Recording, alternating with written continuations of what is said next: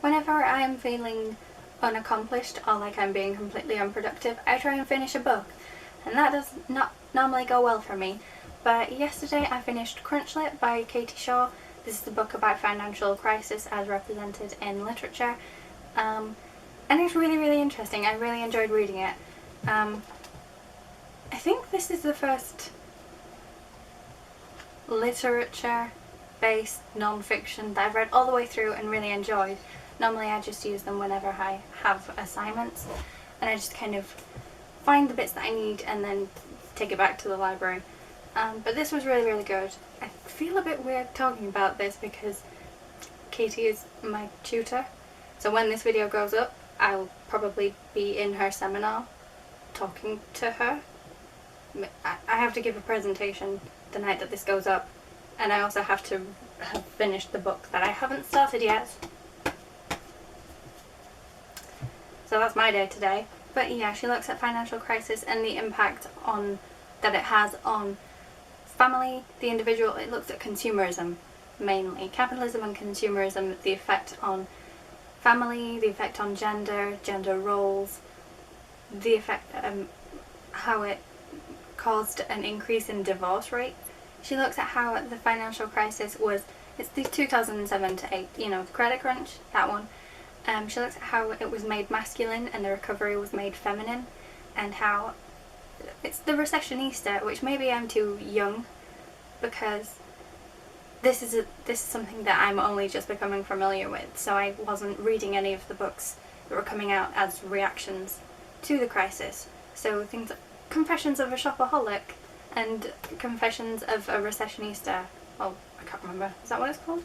It's just really interesting to look, because I end up studying a lot of feminism, and the things that I'm doing now, I'm definitely looking at a lot of third wave feminism, and it's really interesting to see feminism as opposed to masculine destruction in the financial crisis of 2007 to 8. And I just found it really interesting. If you are interested in Crunchlet or the ideas behind it, I'll put links in the description. One to the Postcapitalism event, which you can see me in some of those videos running around with a microphone, but it's all about capitalist culture and post-capitalist culture, the financial crisis and things like that. There's a talk from Paul Mason, who is the economics editor at Channel 4 News. His book Post-Capitalism came out in June. But he's really good. The talk that he gave was really good. I'll put a link to that in the description. Another video that I will put up is from the Leeds Cultural Conversations lecture series, which is Dr. Andrew Lawson and Dr. Katie Shaw. Andrew explains capitalism and what caused the crisis and the effect of the crisis, and then Katie talks about reactions to it and possibilities that come from it. It was really good. I went to that one as well.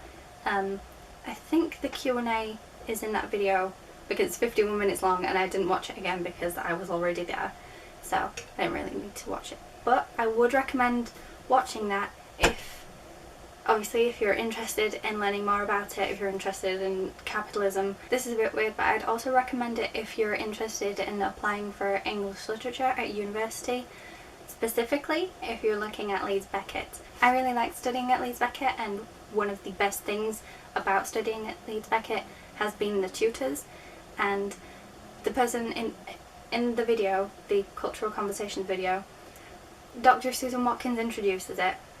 Dr. Andrew Lawson does the first part, Dr. Katie Shaw does the second part. One of the questions is asked by Dr. Nasser Hussain. All of them teach on the course. Nasser is in charge of the creative writing course. All of them are really interesting, and they're just really good teachers, and I don't know, it might give you kind of a taste of what it's like to be taught by them, because I really liked it. I understand that was a bit weird and it wasn't a paid sponsorship, but seriously, Leeds Beckett, if you want to, just... The book that I have to read today is GB84 by David Peace. I don't think I'm going to get this finished today because it is 462 pages. It's about the miners' strike in 1984. Do you get it?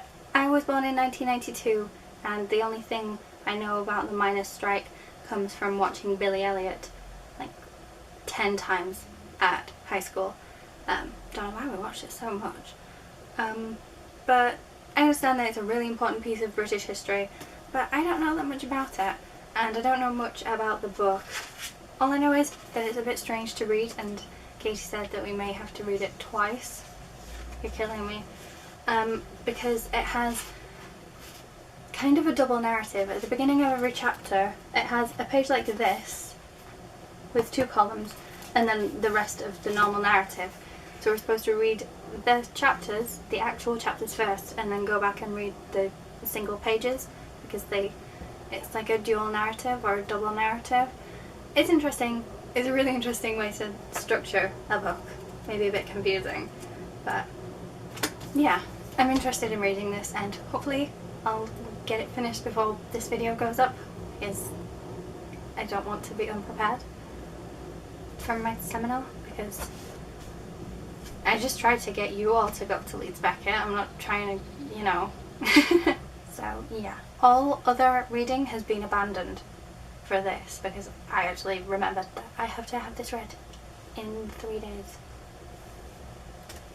I think this might be my last video before Christmas. I can't remember what dates are dates, but if it is, then Merry Christmas or Happy Holidays or whatever you celebrate, or if you don't celebrate anything, have fun doing that. Yep, so yay, bye.